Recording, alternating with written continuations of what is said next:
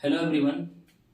कक्षा 8वीं मैथ्स का जो हम स्टार्ट किए थे गणित में, ठीक है, उसका आज तीसरा वीडियो है जिसके पहला चैप्टर हम लोग वर्ग एवं घन के बारे में डिस्कशन कर रहे थे, जिसके अंतर्गत हम लोग पिछली वीडियो में देखे हैं कि पूर्ण वर्ग संख्या कैसे बनाया जाता है, कोई भी संख्या से पूर्ण वर्ग संख्या क्या होते हैं, ठीक है, वर्ग संख्याएं क्या होते हैं, ये सब के बारे में हम लोग ऑलरेडी डिस्कस कर चुके हैं।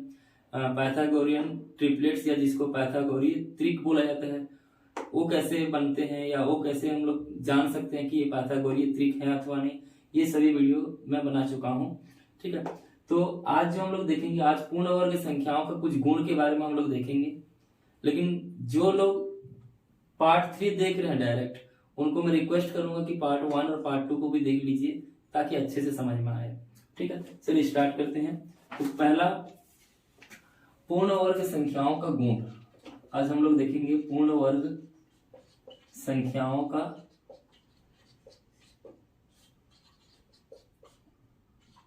गुण, ठीक है, इनके क्या क्या क्वालिटीज होते हैं।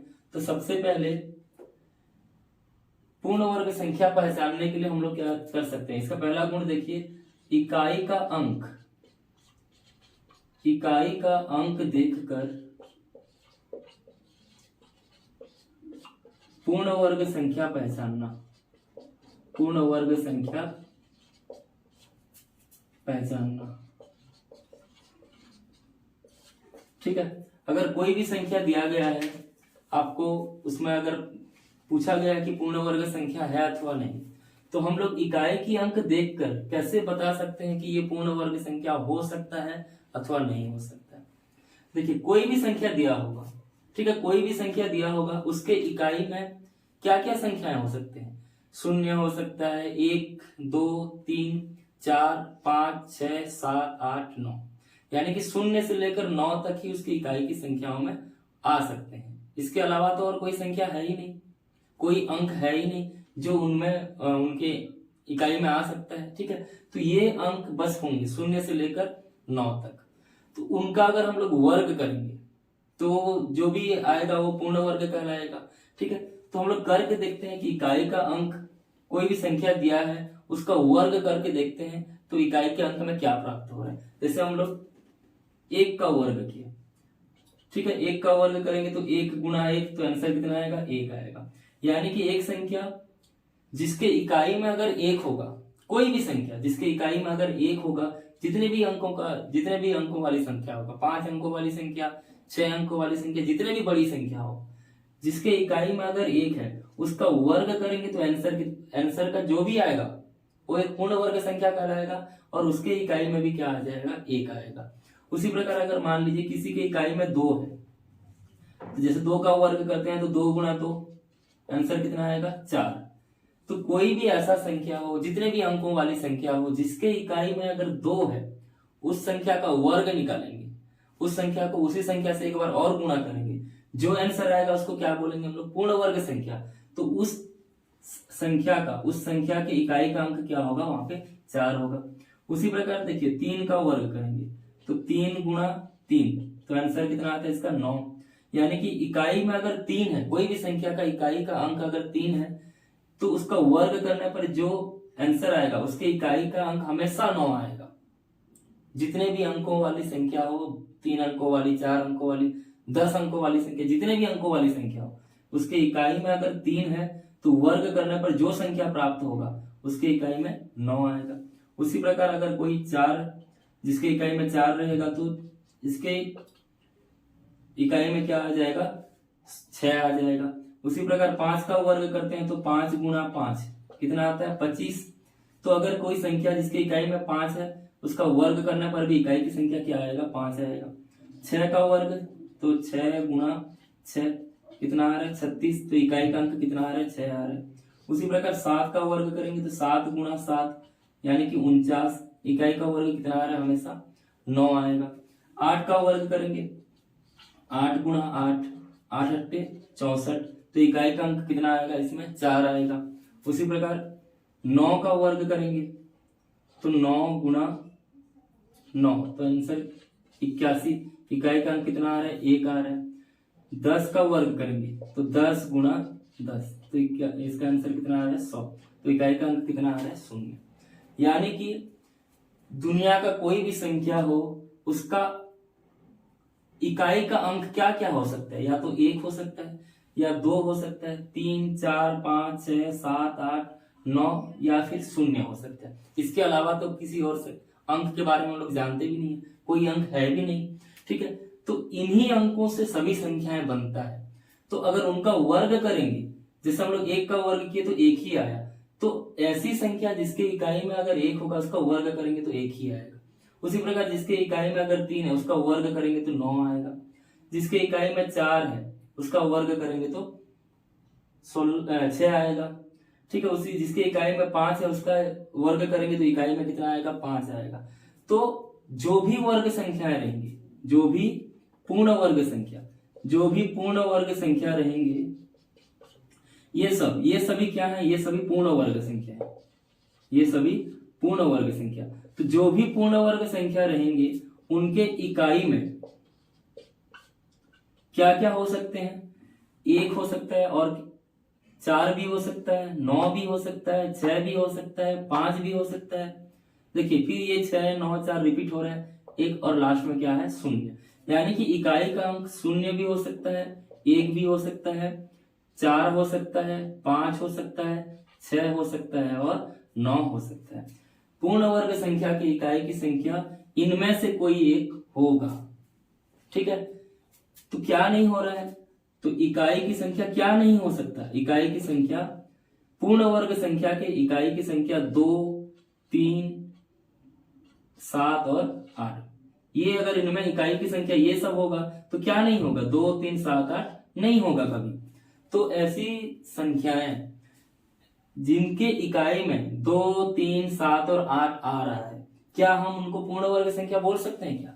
नहीं बोला जा सकता, क्योंकि इनके इकाई में देखिए कहीं भी इकाई में 2, 3, 7, 8 नहीं आ रहा है।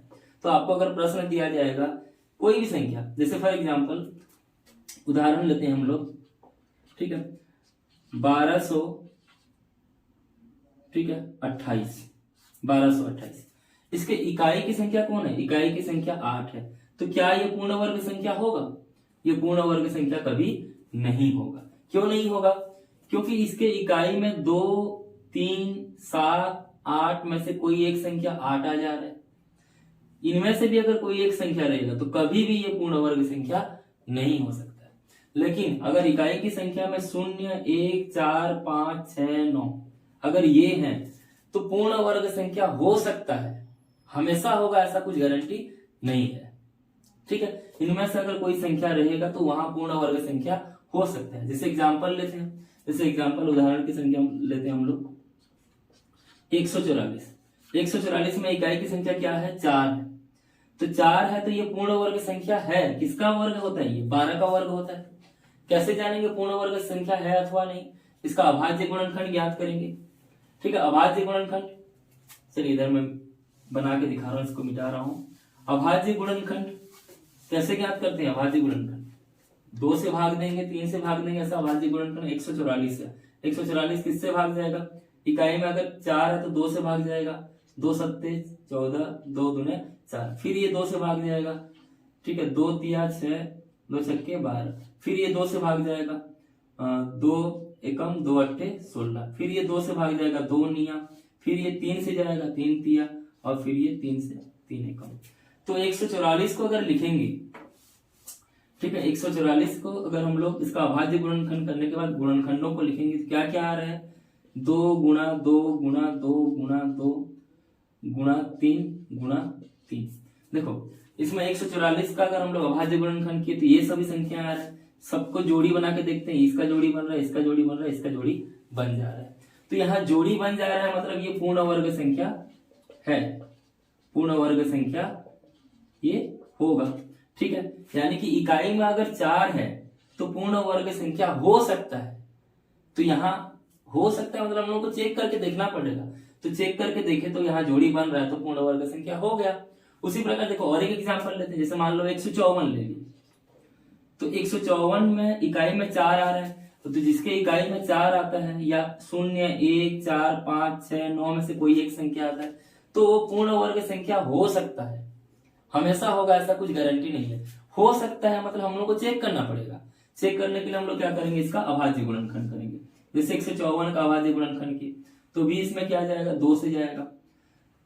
तो पहली एक संख्या से लेंगे तो छोटा हो जाएगा, 15 लेंगे तो 2 सत्ते कितना, 14। फिर यहाँ एक आएगा तो ये 2 सत्ते 14। अब ये किससे जाएगा, 2 से जाएगा क्या, नहीं जाएगा। 2 से क्यों नहीं जाएगा, क्योंकि इसके इकाई में 7 आ रहे हैं। 2 से नहीं जाएगा तो 3 से चेक करेंगे। 3 से चेक करेंगे तो दोनों संख्याओं को जोड़ेंगे, 7 7 14 आएगा। 14 में भी दोनों संख्याओं को जोड़ेंगे तो 4 और 1 5 आएगा। तो 3 के पहाड़ा में 5 नहीं आता है, यानी कि 5 3 से भाग नहीं जा रहे हैं, तो ये भी भाग नहीं जाएगा। अब उसके बाद 5 से चेक करेंगे। 5 से चेक करने के लिए क्या करते हैं, इकाई की संख्या में 0 या 5 होना चाहिए।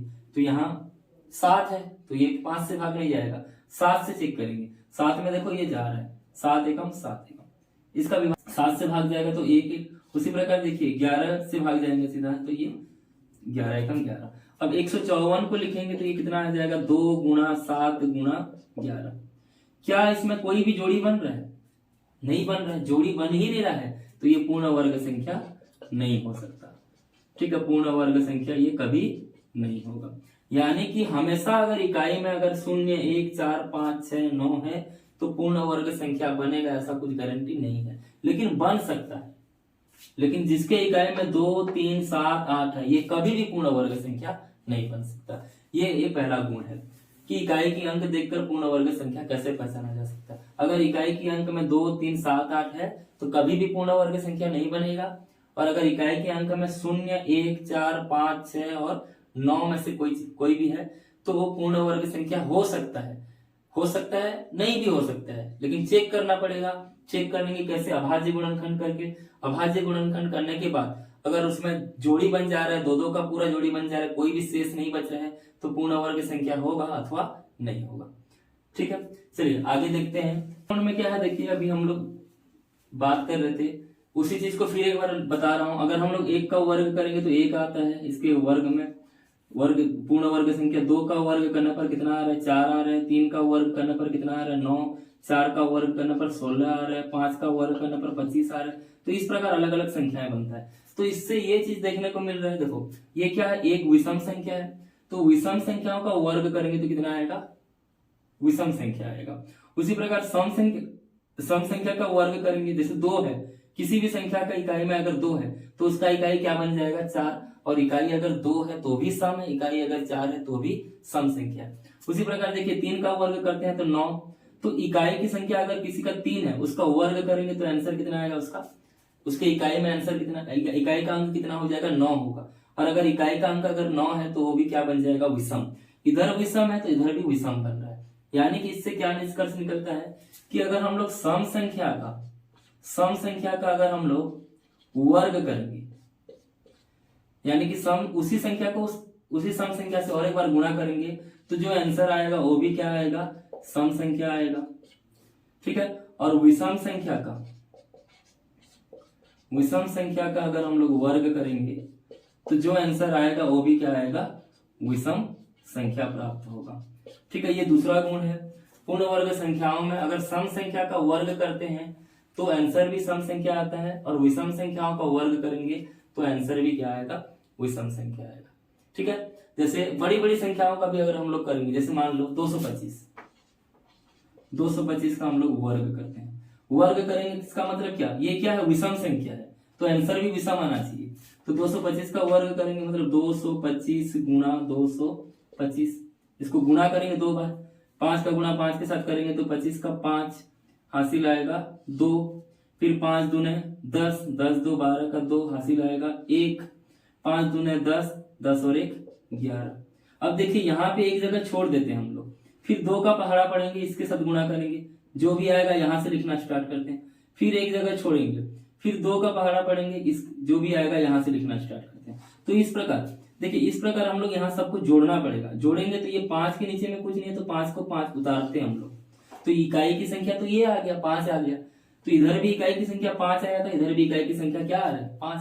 ये हम लोग पहले भी देख चुके हैं, जिसके इकाई में 5 रहता है उसका वर्ग करने पर इकाई में कितना आएगा, 5। तो ये सम है, ये विषम है, तो ये भी क्या आ रहा है, विषम संख्या। समझ में आया। तो इस प्रकार ये दूसरा गुण था कि अगर हम लोग पूर्ण वर्ग संख्याओं का सम संख्या अगर रहेगा उसका वर्ग करेंगे तो सम संख्या आएगा, विषम संख्या रहेगा तो उसका वर्ग करेंगे तो विषम संख्या आएगा। ठीक है, अब तीसरा देखते हैं हम लोग। तीसरा जो है वो बहुत महत्वपूर्ण है, ये एक पैटर्न है। ठीक है, ये एक लिखने का तरीका है। लिखने का तरीका, वर्ग को हम लोग किस प्रकार लिखा जा सकता है। ठीक है, ये भी जानना है आप लोगों को। जैसे मान लीजिए वही चीज आएगा बार बार, जैसे हम लोग 1 का वर्ग कर रहे हैं, 1 का वर्ग कितना आएगा, इसका मतलब क्या, 1 गुना 1 यानी कि 1 आएगा। ठीक है, उसी प्रकार देखिए 2 का वर्ग, 2 का वर्ग किए तो 2 गुना 2, आंसर कितना आ रहा है 4। तो क्या 4 को मैं ऐसा लिख सकता हूं 1 धन 3। ठीक है, 4 को हम लोग ऐसा लिखा जा सकता है 1 धन 3 लिखा जा सकता है, क्योंकि 4 आना चाहिए, 3 और 1 को जोड़ोगे तो 4 आ जाएगा। उसी प्रकार 3 का वर्ग करेंगे तो 3 गुना 3, आंसर कितना आएगा इसका 9। तो क्या इसको हम लोग ऐसा लिख सकते हैं 1 धन 3, ये 4 था, 4 में कितना जोड़ेंगे 5, 5 जोड़ेंगे तो कितना आ जाएगा 9 आएगा। उसी प्रकार देखिए 4 का वर्ग कर रहे हैं, 4 का वर्ग करेंगे तो 4 गुना 4, ये कितना होगा 16। 16 को कैसे लिखा जा सकता है, देखो यहां तक जोड़े तो 9 आया, 9 के बाद 7 जोड़ देंगे, यानी कि 1 धन 3 धन 5 धन 7, कितना, ये कितना आ जाएगा 16 आएगा। देखिए इससे इस प्रकार आगे बढ़ते जाएंगे तो इधर भी आगे बढ़ते हम लोग जाएंगे। ठीक है, जैसे और एक एग्जांपल लेते, जैसे 5 का वर्ग, 5 का वर्ग यानी कि 5 गुना 5, ये कितना होगा 25। तो 25 को हम लोग क्या लिखेंगे, यहाँ तक कितना आया था 16, 16 में फिर 9 जोड़ेंगे तो 25 आएगा, यानी कि 1 धन 3 धन 5 धन 7 धन 9, ऐसा जोड़ेंगे तो ये 25 आएगा। तो इधर हम लोग देखो 1 से स्टार्ट किए। 1 क्या है, प्राकृतिक संख्या या नेचुरल नंबर जिसको बोलते हैं प्राकृत संख्या। तो प्राकृत संख्याओं का अगर हम लोग वर्ग कर रहे हैं, ठीक है, प्राकृत संख्याओं का क्रम से हम लोग वर्ग कर रहे हैं, तो जो आंसर इधर आ रहे हैं उनको कैसा लिखा जा सकता है, विषम संख्याओं का क्रम को योग करेंगे तो आंसर वही आएगा। जैसे हम लोग 1 संख्या लिए तो 1 विषम संख्या, 2 का ये दूसरा नंबर वाला संख्या है तो 2 विषम संख्या, क्रमागत विषम संख्याओं को जोड़ोगे। 3 विषम, यहाँ पे 3 लिए हम लोग, 3 का वर्ग कर रहे हैं तो क्रमागत 3 विषम संख्याओं को जोड़ना है। ठीक है, उसी प्रकार 4 का वर्ग कर रहे हैं तो क्रमागत 4 विषम संख्याओं का योग कर रहे हैं। 5 का वर्ग कर रहे हैं तो क्रमागत 5 विषम संख्याओं का योग कर रहे हैं। ठीक है, तो ये क्या लिख सकते हैं हम लोग, क्रमागत 5 या 5 प्राकृत क्रमागत संख्याओं विषम संख्याओं का योग, ऐसा लिखा जा सकता है। उसी प्रकार 6 का करेंगे तो 6 क्रमागत प्राकृत विषम संख्याओं का योग करना पड़ेगा। 7 का करेंगे तो 7 क्रमागत प्राकृत संख्याओं का योग करना पड़ेगा। ठीक है, तो इस प्रकार हम लोग ये आगे बढ़ेंगे। तो जैसे यहाँ पे 11 का वर्ग किया तो 11 का वर्ग कितना होता है 11 गुना 11, तो ये कितना 121। तो इसमें क्या लिखेंगे हम लोग, कितना बार गुना करेंगे, कितना बार जोड़ेंगे, विषम संख्याओं को जोड़ना है, क्रमागत 11 विषम संख्याओं को जोड़ना पड़ेगा, क्योंकि यहाँ पे मैं 11 का वर्ग कर रहा हूँ तो क्रमागत 11 विषम संख्या 1 से लेकर फिर जितने भी 11 मतलब 11 क्रमागत विषम संख्याएं होंगी सबको जोड़ेंगे तो आंसर कितना आएगा 121 आएगा। तो इस प्रकार हम लोग लिख सकते हैं, यानी कि अगर हम लोग इसको आगे बढ़ाएंगे, अगर इसको हम लोग समझेंगे एक सूत्र के हिसाब से, ठीक है, तो सूत्र के हिसाब से समझेंगे तो जैसे मान लो ये आगे बढ़ेगा, हम लोग n ले लिए, n प्राकृत संख्या, n प्राकृत संख्या का अगर मैं वर्ग करूंगा, n कितना है मुझे नहीं पता, ठीक है, n कहीं भी हो सकता है, 100 भी ले सकते हो, 200 भी ले सकते हो, 800 भी ले सकते हो, जितना भी लेना है ले लो। तो अगर मैं n क्रमागत संख्याओं का वर्ग या n का वर्ग करूंगा तो n का वर्ग करने पर क्या हो जाएगा, यहाँ पे जो भी n गुणा n करना पड़ेगा, जो भी आंसर आएगा वो किसके योग के बराबर होगा, n क्रमागत प्राकृत विषम संख्याओं का योग के बराबर होगा। ठीक है, तो इस प्रकार से ये एक सूत्र बोलो या इस प्रकार से एक ये लिखने का तरीका, ये लिखने का तरीका, ये सूत्र मतलब ये उसका एक प्रतिरूप है, ऐसा लिखा जा सकता है कि अगर हम लोग n का वर्ग निकाल रहे हैं, n क्या है एक प्राकृत संख्या, ये क्या है एक प्राकृत संख्या है। ठीक है, अगर n प्राकृत संख्या है तो n का वर्ग अगर निकालेंगे तो n गुणा n करना पड़ेगा, n गुणा n करेंगे तो जो भी आंसर आएगा उसको अगर हम लोग विषम संख्या के हिसाब से लिखेंगे तो n क्रमागत प्राकृत विषम संख्याओं का योग करोगे। पहले 1 से स्टार्ट करना है, फिर 3, फिर 5, फिर 7, फिर 11 आएगा, 13 आएगा। इस प्रकार विषम संख्याओं को n बार जोड़ना है, ठीक है, n विषम संख्याओं को जोड़ना पड़ेगा। तो ये आप भी इसको लिख सकते हैं, n का वर्ग करेंगे तो n गुणा n, तो n क्रमागत प्राकृत विषम संख्याओं का योग, ठीक है। तो ये एक पैटर्न है, प्रतिरूप है, इस प्रकार लिखा जा सकता है पूर्ण वर्ग संख्याओं, ठीक है। अब आगे देखते हैं, और एक है इसका, ये तीसरा गुण था। उसी प्रकार गुण तो नहीं, ये एक पैटर्न है, लिखने का तरीका है। उसी प्रकार चौथा देखिए, हम लोग देखते हैं,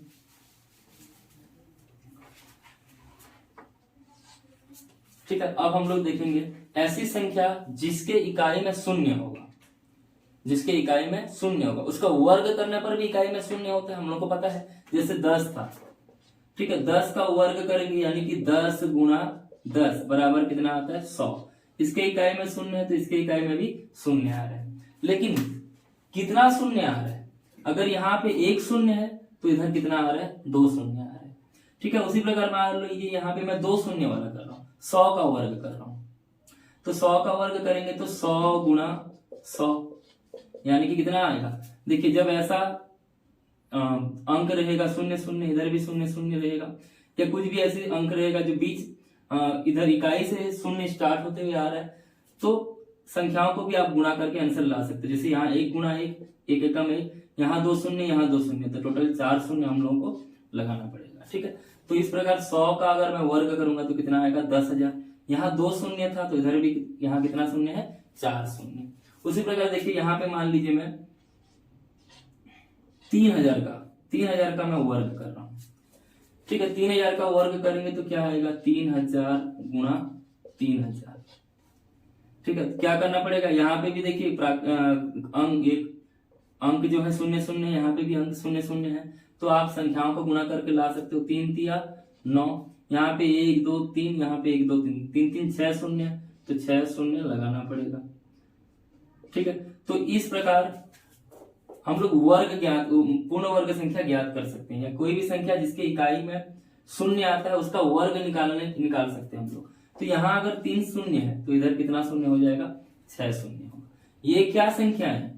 ये कौन सी संख्याएं कहलाते हैं? ये कहलाते हैं ये पूर्ण वर्ग संख्या, पूर्ण वर्ग संख्या। तो देखो, पूर्ण वर्ग संख्या में अगर हम लोग शून्य का बात करेंगे तो हमेशा या तो 2 शून्य होगा, या तो 4 शून्य होगा, या तो 6 शून्य होगा। तो ये क्या हो रहा है? ये जो शून्यों की संख्या है वो किसमें आ रहा है? सम संख्या, ठीक है। शून्यों की संख्या क्या होगा? सम संख्या होगा। तो पूर्ण वर्ग संख्या का ये भी एक पहचान हो गया कि पूर्ण वर्ग संख्या, ठीक है, पूर्ण वर्ग संख्या में शून्यों की संख्या किसमें होता है? सम होता है, सम होता है। अगर शून्य की संख्या अगर विषम हो गया तो क्या वो पूर्ण वर्ग संख्या बनेगा? क्या नहीं बनेगा। जैसे इधर एक संख्या 3000 लिए थे, इसका वर्ग निकाल रहे हैं तो ये कितना आ रहा है? 6 शून्य आ रहा है। इसमें 3 शून्य है तो इधर कितना आ रहा है? 6 शून्य आ रहा है। अगर मैं इधर 4 शून्य वाला ऐसा संख्या लूंगा तो उधर 8 शून्य आ जाएगा। तो इधर जो पूर्ण वर्ग संख्या प्राप्त हो रहा है, यहाँ पे या तो 2 शून्य होगा, 4 होगा, या 6 होगा, फिर 8 होगा, 10 भी हो सकता है, 12 भी हो सकता है। यानी कि जो शून्य की संख्या है वो किसमें आएगा?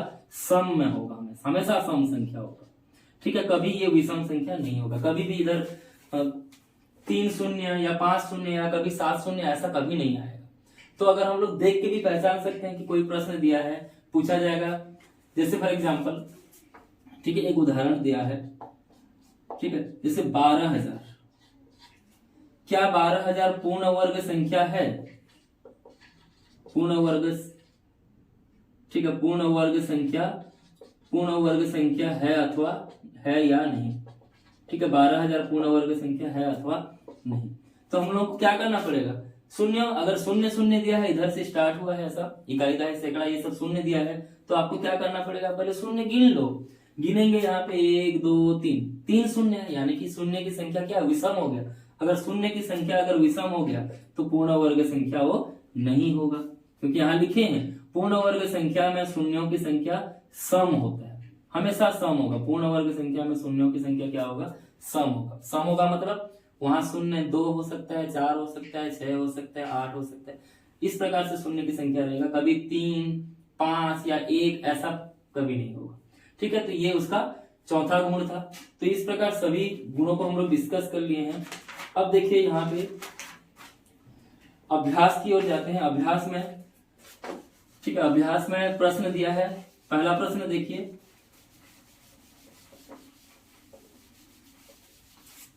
पहला प्रश्न है यहाँ पे, वह छोटी सी छोटी संख्या ज्ञात कीजिए जिसका 200 से गुणा करने पर गुणनफल पूर्ण वर्ग संख्या प्राप्त होगा या पूर्ण वर्ग बन जाएगा।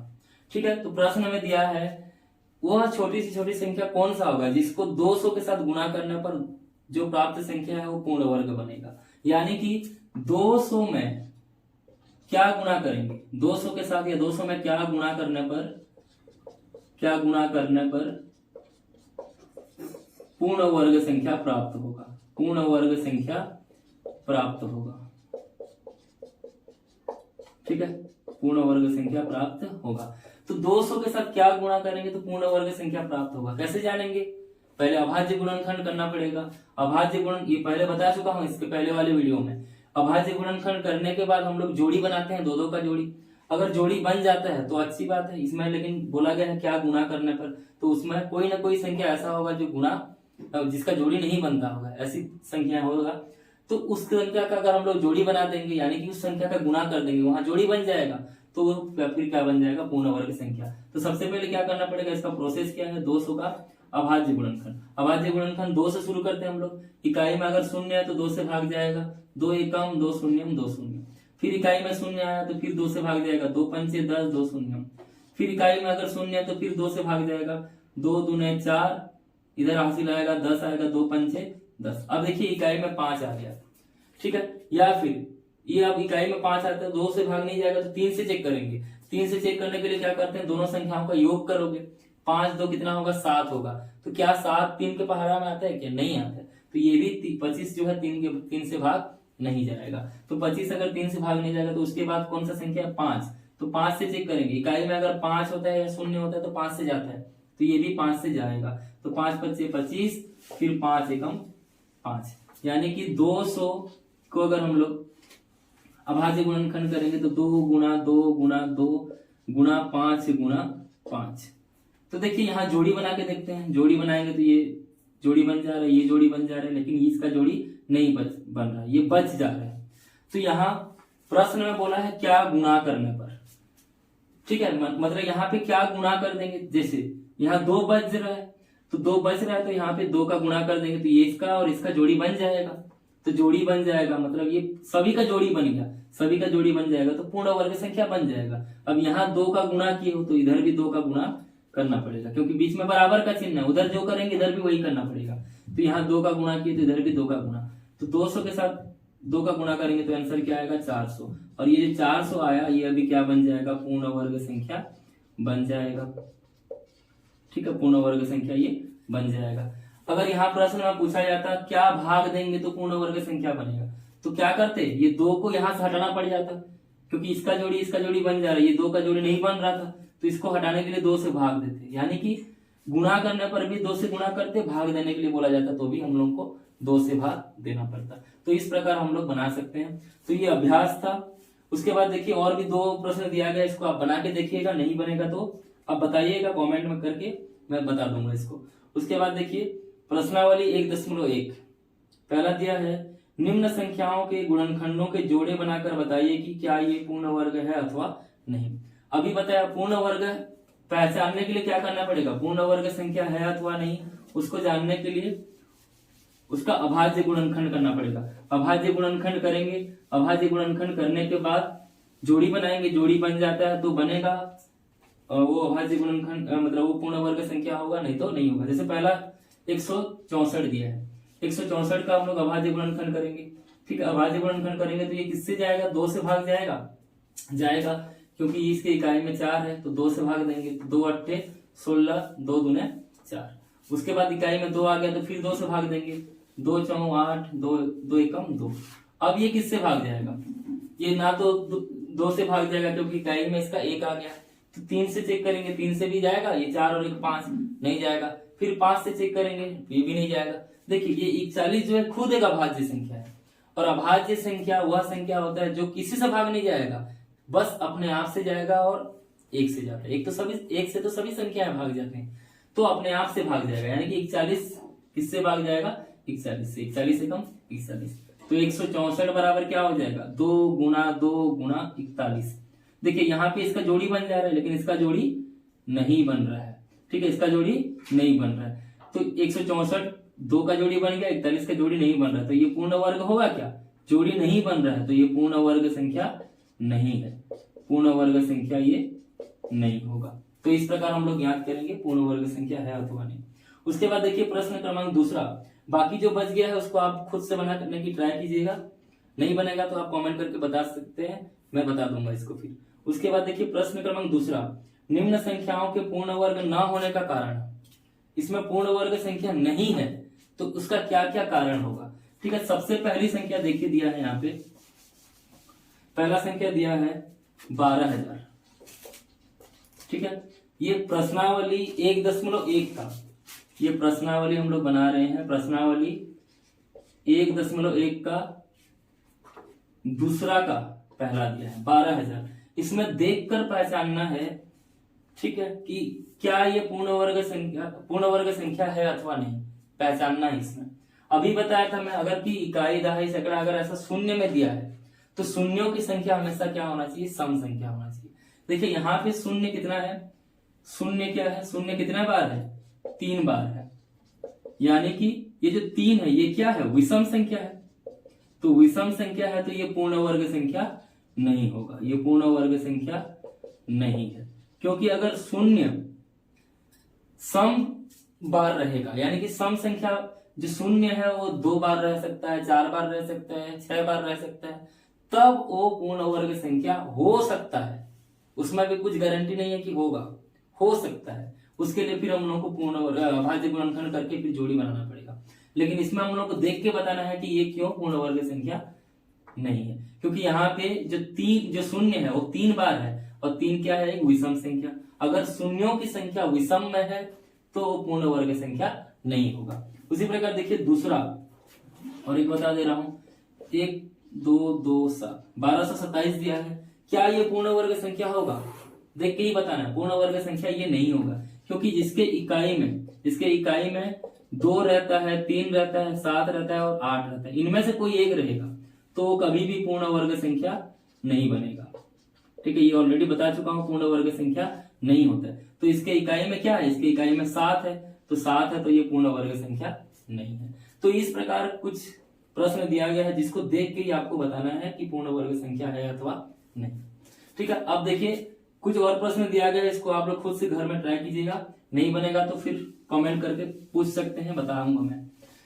अब देखिए तीसरा प्रश्न में दिया है, ठीक है, निम्न संख्याओं में किन संख्याओं का वर्ग सम और किन संख्याओं का वर्ग विषम होगा, ठीक है। तो मैं इसका ये रूल भी बताया था कि पूर्ण वर्ग संख्याओं का गुण बताया था कि जो सम संख्या रहते हैं उनका वर्ग हमेशा सम आएगा। जैसे पहला दिया है यहाँ पे 14 का अगर हम लोग वर्ग निकालेंगे, 14 का वर्ग निकालेंगे तो क्या आएगा, एक सम संख्या आएगा। क्या आएगा, एक सम संख्या, क्योंकि ये 14 जो है ये क्या है, खुद एक सम संख्या है। तो सम संख्या का वर्ग करते हैं तो आंसर जो आता है वो भी क्या आता है, एक सम संख्या। तो 14 का वर्ग करेंगे तो वो भी क्या आ जाएगा, सम संख्या होगा। उसी प्रकार देखिए 277 दिया है, 277 का वर्ग करेंगे तो आंसर क्या आएगा, जो भी आंसर आएगा वो एक विषम संख्या होगा। क्यों विषम संख्या होगा, क्योंकि 277 एक खुद विषम संख्या है। तो विषम संख्या का अगर हम लोग वर्ग करते हैं तो आंसर किसमें आता है, विषम संख्या। तो इस प्रकार हम लोग, ये ऑलरेडी बता चुका हूं, इसको आप लोग घर में प्रैक्टिस कीजिएगा। कुछ भी डाउट होगा तो कमेंट करके जरूर बताइएगा। उसके बाद देखिए प्रश्न क्रमांक 4 में ये लिखने का तरीका, अभी जैसे बता रहा था कि प्राकृतिक संख्याओं का वर्ग करेंगे तो वो क्रमागत प्राकृतिक विषम संख्याओं के वर्ग के बराबर होता है। वो एक लिखने का तरीका है, प्रतिरूप है, एक पैटर्न है, उस प्रकार वो फॉलो कर रहा था। तो यहाँ पे भी प्रश्न क्रमांक 4 में एक पैटर्न दिया गया है, इसको भी आप लोग घर में बनाने की जरूर कोशिश करें। नहीं बनेगा तो बताऊंगा मैं इसको भी, ठीक है। तो इस प्रकार आज का यहाँ तक कंप्लीट हो गया प्रश्नावली 1.1। आगे हम लोग नेक्स्ट वीडियो में कंटिन्यू करेंगे। आपको अगर वीडियो अच्छा लग रहा है तो कमेंट करके जरूर बताइएगा। कुछ भी डाउट होगा बताइएगा जरूर, ठीक है। मैं कोशिश करूंगा पूरा अगले वीडियो में कि आपका डाउट को क्लियर करूं, ठीक। धन्यवाद।